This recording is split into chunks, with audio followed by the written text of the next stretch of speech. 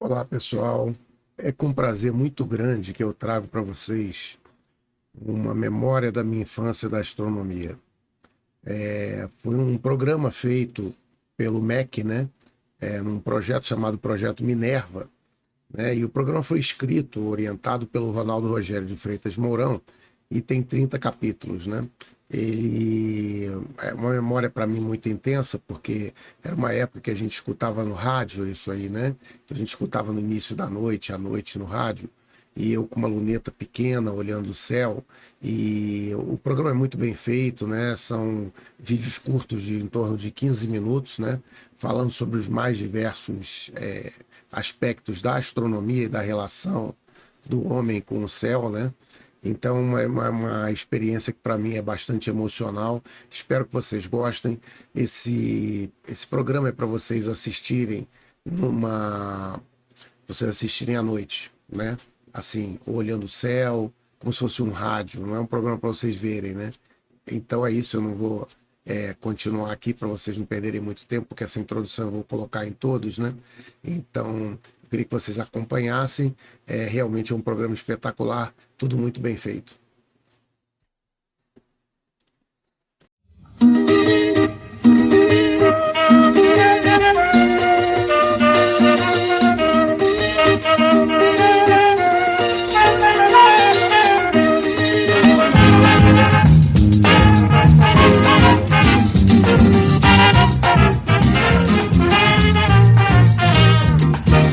O Serviço de Radiodifusão Educativa do MEC apresenta mais um programa da série Informativo Cultural.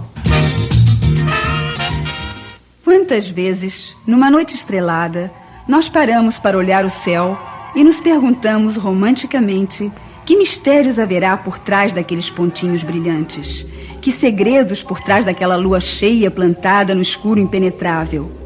Para nós, simples espectadores da noite, o céu, as estrelas, tudo isso é vagamente misterioso e aparentemente inexplicável.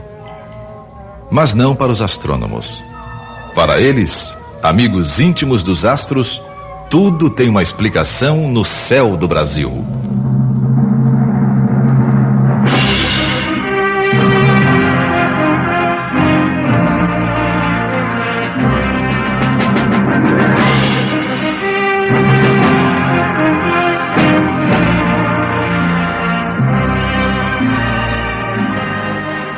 Uma das maiores curiosidades do leigo em astronomia se refere à possibilidade de um choque entre a Terra e outro corpo celeste.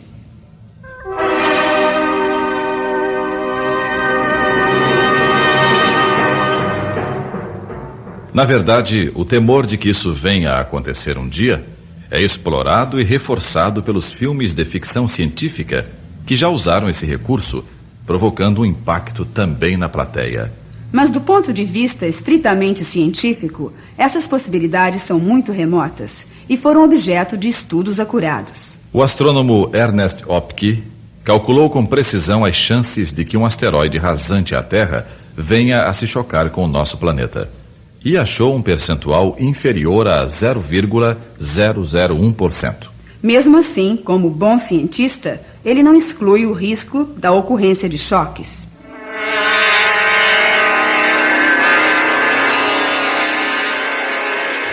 No dia 10 de agosto de 1971, ocorreu um fato digno de figurar em qualquer filme de suspense. Um meteoro passou sobre os Estados Unidos e o Canadá, numa trajetória visível de aproximadamente 1.500 quilômetros. Na altura do estado de Montana, chegaram a ser registrados ruídos provocados pelas ondas de choque.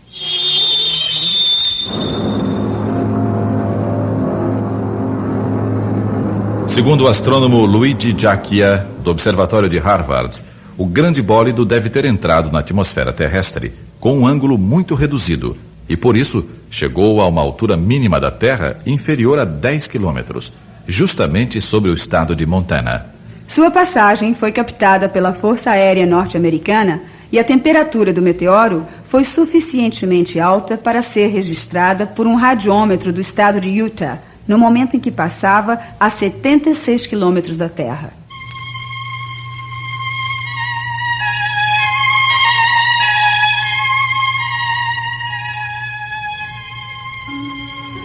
Depois de calcular a órbita descrita pelo meteoro, os cientistas conseguiram determinar sua velocidade na passagem junto à Terra: 29,4 km por segundo, ou seja, 105.840 km por hora, para se ter uma ideia melhor. Sua massa foi estimada em 4.000 toneladas. E caso atingisse a Terra, seu impacto abriria uma cratera de mais ou menos 10 quilômetros de raio.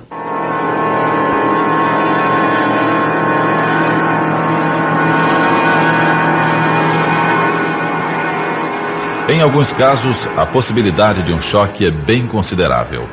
O asteroide 1976 AA, descoberto no dia 7 de janeiro de 1976 por Eleanor Helin, do Observatório de Monte Palomar, é um exemplo de um provável asteroide rasante. Segundo o professor Eugene Shoemaker, ele tem 75% de possibilidade de se chocar com a Terra. E se isso acontecer, provavelmente abrirá uma cratera de mais de 16 quilômetros de raio. Mesmo assim, as chances de uma colisão não são muito grandes, se considerarmos que sua passagem junto da Terra está prevista para dentro de 24 milhões de anos. E até lá, do jeito que as pesquisas científicas estão se desenvolvendo, na certa já terá sido encontrada uma maneira de desviar o grande corpo celeste.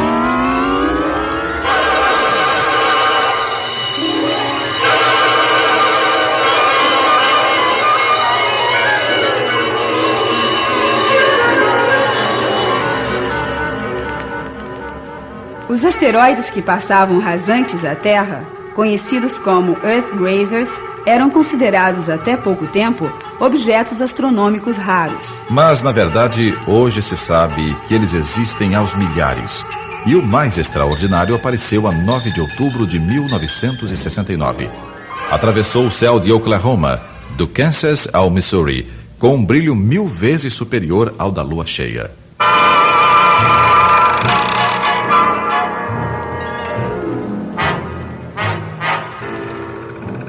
O receio desses meteoros, que envolvem conscientemente a humanidade, está muito bem expresso no poema Os Medos, de Henrique Simas.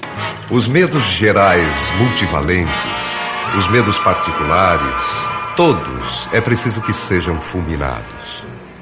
Chegar-se-á então ao lado oposto. De repente, um meteoro imenso no céu louco.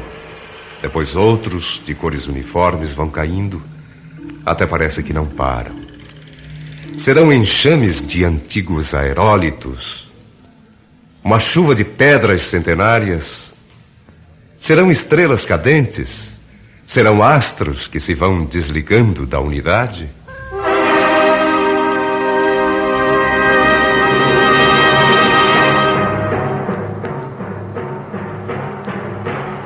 Nos últimos anos, muitos asteroides rasantes têm sido descobertos.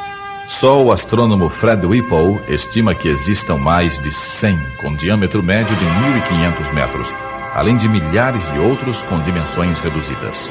E de onde seriam originários esses corpos celestes que vivem vagando pelo espaço? Alguns cientistas acreditam que sua origem seja planetária. Eles seriam provenientes da fragmentação dos asteroides do anel principal, que originalmente não atingiam o interior da órbita de Marte. Outros ainda defendem a teoria de que esses asteroides seriam o núcleo de cometas que perderam seu envoltório gasoso. A existência de milhares de Earth-grazers explica o número incalculável de crateras meteóricas registradas na Lua e em outros planetas recentemente investigados pelas sondas norte-americanas. E nós, habitantes deste século de grande desenvolvimento científico, temos o privilégio de ver isso em fotografias coloridas.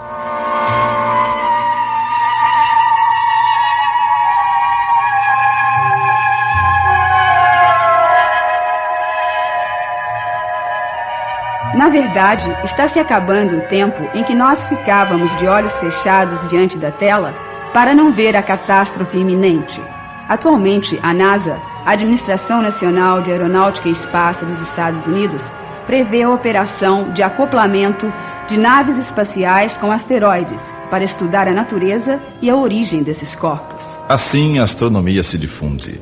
Nas páginas dos jornais e pela televisão, qualquer pessoa toma conhecimento dos estudos que determinam o peso e a trajetória de um asteroide. E daqui mesmo da Terra, sentados numa poltrona, podemos acompanhar o avanço da astronáutica, que com certeza, dentro em pouco, estará em condições de concorrer para evitar o choque desses asteroides.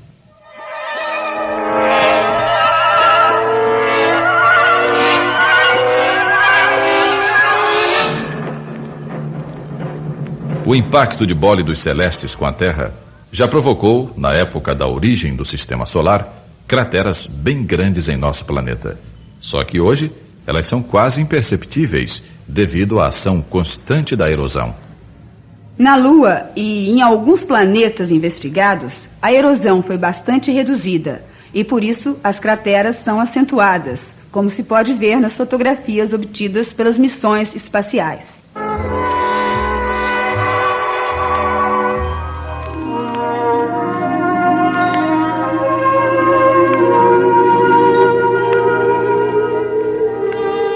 Para os astrônomos, os bólidos são preocupações distantes, já que as possibilidades de choque com a Terra são pequenas. Para os poetas, porém, eles estão muito mais perto, pois são motivo de belos versos como estes de Jorge de Lima. Seja embora a ilusão, hei de sempre mantê-la. No côncavo do céu, há lágrimas astrais, e o bólido celeste é a lágrima da estrela.